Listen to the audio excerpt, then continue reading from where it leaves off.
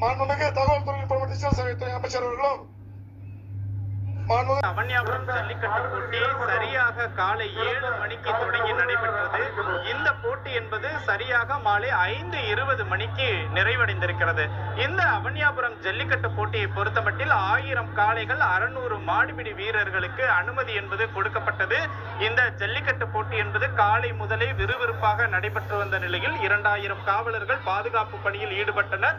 மதுரை மாவட்ட நிர்வாகமும் மதுரை மாநகராட்சியும் இணைந்து அவனியாபுரம் ஜல்லிக்கட்டு போட்டியை நடத்தினர். இந்த நிலையில்தான் இந்த போட்டியானது தற்போது நிறைவு பெற்றிருக்கிறது. இந்த போட்டியில் அவனியாபுரத்தை சேர்ந்த கார்த்திக் 17 காளைகளை அடக்கி முதல் பரிசை பெற்றிருக்கிறார்.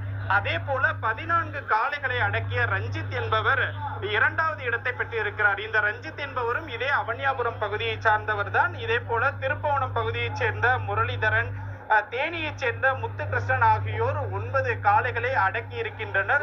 தொடர்ச்சியாக இந்த போட்டிகளில் வென்றவர்களுக்கு பரிசுகள் கொடுக்கப்பட இருக்கிறது. இந்த போட்டியில் வெல்பவர்களுக்கு, அதாவது மாடுபிடி வீரருக்கு, சிறந்த மாடுபிடி வீரருக்கு நிசான் கார் வழங்கப்பட இருக்கிறது. அதே போல சிறந்த காளைக்கு முதல் பரிசாக நிசான் கார் கொடுக்கப்பட இருக்கிறது. இந்த பரிசுகளை தமிழக முதலமைச்சர், விளையாட்டுத்துறை அமைச்சர் சார்பில் அவனியாபுரம் ஜல்லிக்கட்டு போட்டியில் வழங்கப்பட இருக்கிறது. குறிப்பாக இந்த போட்டியில் கிட்டத்தட்ட 854 காளைகள் என்பது ஒரு அனுமதிக்காக கொண்டு வரப்பட்டது. இதில் 825 காளைகள் அவிழ்க்கப்பட்டன. 20க்கும் மேற்பட்ட காளைகள் பல்வேறு காரணங்களால் நிராகரிக்கப்பட்டன.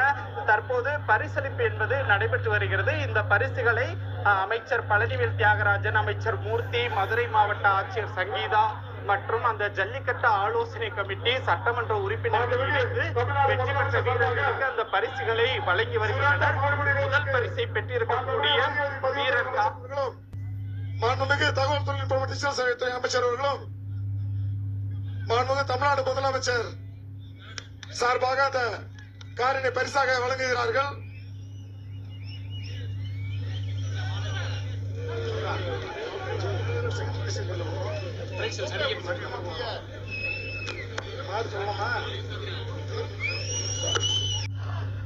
சிறந்த மாடுபிடி வீரருக்கு வழங்கி சிறப்பிக்கிறார்கள்.